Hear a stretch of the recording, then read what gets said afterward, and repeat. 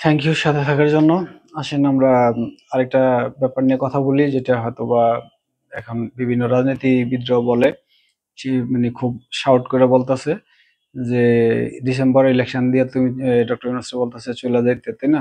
ঠিক আছে, চলে যাবে। এবং বলতেছে আরেকটা যে আহ, ইউটিউবাররা বলে, তারপরে মানে যেটা আওয়ামী লীগ আর বিএনপি পন্থী ইউটিউবাররা বলে, তারপরে আবার রাজনীতিবিদরা বলে যে চিটাগাং বন্দর কেন হয়তোবা বিদেশি কোম্পানিকে লিজ দেওয়া হইলো। আচ্ছা, চিটাগাং বন্দর কেন লিজ দেওয়া হইলো? মূর্খরা কি বোঝে না? মূর্খ ওই সালাউদ্দিন তো চিটাগাং এর মানুষ, সালাউদ্দিনের তো বোঝা উচিত যে না, কেন লিজ দেওয়া হইলো। লিজ কি শুধু বন্দর দেয় নাকি? বাংলাদেশে লিজ কি আর অন্যান্য জিনিস দেয় না? সোনারগাঁ হোটেলটা কি লিজে চলে না? সোনারগাঁ হোটেলটা কি, এই সোনারগাঁ হোটেল কি বাংলাদেশের নামে চলে নাকি? এটা international pan Pacific hotel. Pan Pacific হোটেলটা কি বিদেশিরা চালায় না? ম্যানেজমেন্ট বিদেশিরা করে না? এবং আপনার শেরাটন হোটেল যে ইয়েতে আছে, এই বনানীর এখানে, ওই শেরাটন হোটেলটা কি লিজ দিয়া চলে না? তারপরে আপনার এই আসি আমি ইন্টারকন্টিনেন্টাল হোটেল, এটা কি লিজ দিয়া চলে না? এটা কি লিজের মাধ্যমে চলে না? তাহলে একটা বন্দর লিজ দিলে আপনার এত সমস্যা কোথায় আর মানুষের এত সমস্যা কোথায়? এসে বন্দর সম্বন্ধে কে কি বোঝে? বন্দর সম্বন্ধে তো সাধারণ মানুষের সামনে উপস্থিত করায় যে বন্দরটা লিজ দিলে অর্থাৎ আমার দেশের টাকা, উনি বলে যে আমার দেশের টাকা চলে যাবে। তো দেশের টাকা চলে যাবে। এখন এই বন্দরে তো সুশৃঙ্খল ব্যাপারে এই ডেলিভারি হবে। একটা জাহাজ যদি মনে করেন আউটারে এই 7 দিন তো মিনিমাম পড়ে থাকে, 7 দিন যদি আউটারে পড়ে থাকে, তাহলে এই 7 দিনে সে যতটা জায়গায় যাইতে পারতো, অর্থাৎ 7 দিনে সে মালটা বাংলাদেশে প্রথম দিন আসতে পারলে প্রথম দিনেই ফালাই দিয়া, তারপরে দ্বিতীয় দিনে আনলোড করে তৃতীয় দিন চলে যেত গা। এখন সে আউটারে 7 দিন বসে থাকে। আউটারে যদি 7 দিন বসে থাকে, আউটারে 7 দিনের বিল দিতে হয়, অর্থাৎ আপ এন্ড ডাউনের টাকা দিয়ে দিতে হয়। যে আপ এন্ড ডাউনের টাকা দিয়ে দিতে হয়, তাহলে অর্থাৎ বাংলাদেশের মধ্যে ক্ষতি হচ্ছে। বাংলাদেশের ক্ষতি হচ্ছে, ধরেন $1,000 যে কন্টেইনারটা ভাড়া, এই কন্টেইনারটা ভাড়া $2,000 দিতে হয়। এরপরে বন্দরে আইনা বাংলাদেশের যে ম্যানেজমেন্ট, এই ম্যানেজমেন্টে ফালায়াত হয়ে, এই কোথায় ফালায়াত হয়ে খুঁজে পাওয়া যায় না। তারপরে সঠিক টাইমে তারা ইয়ে করতে পারে না, নোটিফিকেশন দিতে পারে না ইম্পোর্টারে যে আপনার জাহাজ আসছে, আপনি ওই তারিখে এই তারিখে মাল তাড়াতাড়ি ছুটে নিয়ে যান। এই ব্যাপারে ইয়ে দিতে পারেন না। তারপরে অনেক কন্টেইনার দেখা যায় যে বছরে বছরে 10-20 হাজার কন্টেইনার, 40 হাজার কন্টেইনার ধরে চিটাগাং বন্দরে, 20 হাজার কন্টেইনার অলরেডি জাম হয়ে থাকে, অলরেডি স্টক হয়ে থাকে 20 হাজার কন্টেইনার, যেটা ইম্পোর্টাররা নেয় না। এটারও কোনো সুব্যবস্থা করেন না। এটা পোর্ট খালি করেন না, কিন্তু বিলও ওই যেটি খালি করেন না, বছরের পর বছর বসে থাকে, ওইগুলোতে গভর্নমেন্ট কিছুই পায় না। অর্থাৎ jam jam, traffic jam, Dhaka যেরকম জ্যাম হয় না, ওইরকম জ্যাম হয়। কিন্তু একটা বিদেশিকে দিবেন, একটা বিদেশিকে যদি আপনি কন্টিনিউ ইয়েটা দিয়ে দেন, পোর্টটা দিলে সে বিনিয়োগও করবে। সে এখানে তার অত্যাধুনিক মেশিন, অত্যাধুনিক সবকিছু নিয়ে আসবে, সব অত্যাধুনিক। অর্থাৎ একটা জাহাজ আসবে আর আউটারে থাকবে না, ওই জাহাজ সাথে সাথেই মনে করেন ইয়েতে বন্দরে বিরা যাবে। বন্দরে বিললে যেটা আপনার আউটে যেটা 7 দিন করে থাকতো, এটা বন্দরে প্রথম দিনই খালাস আরম্ভ হবে। খালাস আরম্ভ হইলে যে কন্টেইনার ভাড়া হইলো যে, ধরি আমি চায়না থেকে একটা কন্টেইনার ভাড়া $1,600, এই কন্টেইনারটা $1,000 বা 800 থেকে 900 ডলার ভাড়া হবে। ওই $600-700 যেটা বাইচা যাইবে, ওইটা তো বাংলাদেশের টাকাটা বাইচা যায়। আর যদি এই টাকাটা বাংলাদেশের না বাঁচে, তাহলে এই টাকাটা তো বাংলাদেশে দিতে হলে বাংলাদেশের রিজার্ভ মানি কমে, ফরেন টাকা কমে জায়গা। এর জন্য যদি সে কাজ কইরা হয়তোবা দেখা যায় যে 1% বা 2% সার্ভিস চার্জ নেয়, তা আমার সমস্যা কোথায়? সে তো কাজ করে নিচ্ছে। এখানে আমি তো অন্যান্য লোক খাটাইলে তো আমার বেতন দিতে হবে। এখানে যদি আমি বেসরকারি লোক খাটাই, বেসরকারি লোকের তো বেতন দিতে হবে। এক্সপার্ট খাটাইলে তো আমাদের ম্যানেজমেন্টে যদি হয়তো 4-5 জন লোক খাটে, ওরা তো ওই বন্দরের যারা কাজ করবে ওকে বেতনই দিব, বাংলাদেশি লোকের বেতন দিব, আর ওরা হয়তো বা 1% বা 2% একটা বেনিফিট নিব, যে এই প্রফিট থেকে 1% বা 2% বেনিফিট নিব। এখন এখানে অনেক আপত্তি, যে দেশ বিক্রি করে দিতেছে, বিক্রি করে দিতেছে। আর মূর্খরা তো জানে না, মূর্খরা যদি জানতো যে হয়তো বা বন্দরে কাজ করে নাই, তো আমি তো 30 বছর কাজ করছি বন্দরে, 30 বছর ব্যবসা করছি আমি চিটাগাং বন্দরে, তারপরে এখনো করি, যেমন এই আইসিডি তে করি, তারপরে পানগা করি, তারপরে আমি মোংলা পোর্টে ব্যবসা করি। আমি জানি যে বন্দর কি জিনিস। কোনো সময় এমনও অবস্থা হয়ে দাঁড়ায় যে 1 মাসেও হয়তোবা এই জাহাজ করতে পারে না, ল্যান্ডিং করতে পারে না এই পোর্টে আইসা। তখন 1 মাসের আমার ওই বিল দিতে হয়। আর এই বিলগুলা চক্রবৃদ্ধি হারে 2 দিন থাকবে হইলো যদি $20, 2 দিন পরে এটা $40, আবার 2 দিন পরে $40 থেকে এরপরে $80, এই চক্রবৃদ্ধি হারে হইতে থাকবো। এটা কোনো একদিন $200, $300, $500 পর্যন্ত জায়গা। আমি কেন এই টাকাটা দিব? আমার ম্যানেজমেন্টের সমস্যার জন্য তো আমার এই টাকাটা দিতে হয়।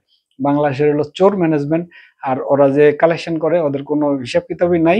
যা কালেকশন করে ওরা তা দেখায়, এলো অর্ধেক টাকাও সরকারে জমা দেয় না, অর্ধেক টাকা মাইরা দেয়, অর্ধেক টাকা মাইরা দেয়। সামিট পাওয়ার মাওয়ার বিভিন্ন আছে না, এরা সব টাকা মাইরা দেয়, ওরা কোনো ট্যাক্স দেয় না ঠিক মতন, টাকা মাইরা দেয়। তাহলে ওদের আমার দরকার কি? আমার হয়তো বা যে আমি তো মনে করি যে বন্দর বিদেশিদের দেওয়া উচিত। এটা বোঝে না, এটা একটা পলিটিক্স, রাজনীতি করে। রাজনীতি মানে আমরা আইসা দিব, আরে আপনারা আইসা দেওয়া যে কথা, উনি দেওয়া তো একই কথা। উনি দিলে তো আরো একটু টাইট হয়তো বা শক্ত, যে পররাষ্ট্রনীতি ভালো করে দিবে এবং ভালো মতো লেখাপড়া করে দিবে, হয়তো বা ওদের সিকিউরিটি নিয়ে দিবে, হয়তোবা 10 বিলিয়ন $20 বিলিয়ন সিকিউরিটি রাখবে। যদি তুমি হয়তোবা আমার এখানে এই কথা মতো কাজ না করতে পারো, তাহলে তোমার থেকে আমরা টাকা কাটবো। এখন এটা ভালো লাগে না, ডক্টর ইউনূসের এটা ভালো লাগে না। না না, আমি তো দেখি ভাই, আমার চোখে আমি দেখি যে সব ক্লিয়ার, কিন্তু ওদের চোখে তো ওদের ভালো লাগে না। ওদের ভালো লাগে হলো যে একটা, এই যে কথা, যে ডক্টর মোহাম্মদ ইউনূস চলে যাক, চলে গেলে এই ক্ষমতা আমাদের কাছে দিয়ে দেব, দিয়ে দিলে আমরা একটু অনেক বছর ধরে কামাই কামাই করতে পারি না, কামাই কামাই করি খাই, এটাই। এখন এটা আর ভাল লাগে না। তো বন্দর কোনো ব্যাপার না, বন্দর যদি আপনাদের দিয়েও দেয়, এই চিটাগাং বন্দর দিলে কোনো সমস্যা হবে না। এখানে আয় আসবে, অনেক আয় হবে, ভালো হবে, কোনো সমস্যা নাই। আপনারা হয়তোবা যারা বুঝেন না, তারা হয়তোবা এই আমার ভিডিওটা দেখলে বুঝে যাবেন। বন্দরে কোনো সমস্যা হবে না, বন্দর লাভজনক হবে।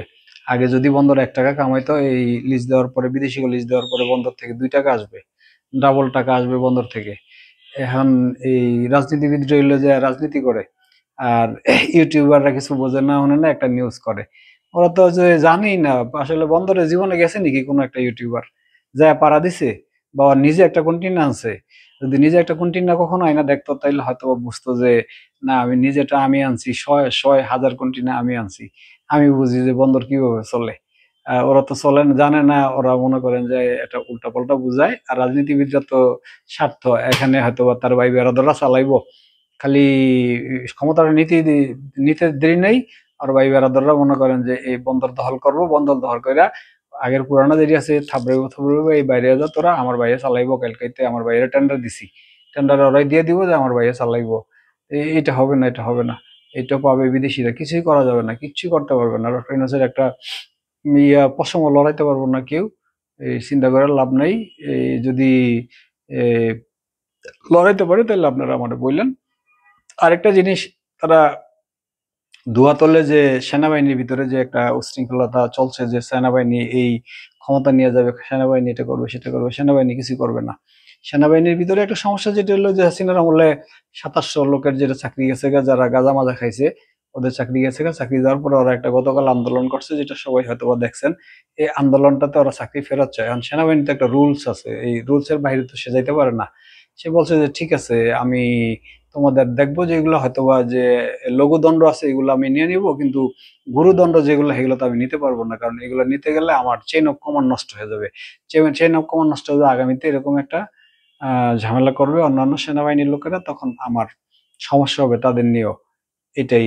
কালকে দেখেন না, পিটা মিটা লাগাই দিল পরে, যে এটাই একটা আশা করছিল হয়তো বা, যে একটা ঝামেলা হবে কিনা ভিতরে, সেনাবাহিনীরা অফিসার একটা এই ঝামেলাটা চিন্তা করছিল, যেটা যে এই এরা যে আরো যদি সিপাহী করে জাগায় দেয়, তাহলে সিপাহী হয়তো বা বিদ্রোহ করে কিনা, এটা একটা ঝামেলা ছিল। কিন্তু কালকে এটা প্রেস ক্লাবে রাইখা সিপাহী গো দিয়ে মিট করে লেগে গেছে, সিপাহী করে দিছে, অফিসারের কথা যখন শোনে না, তখন সিপাহী গো একজন দিছে, খুব মানে হ্যান্ডসাম একটা সিপাহীরে দিছে, তুমি বলো তো।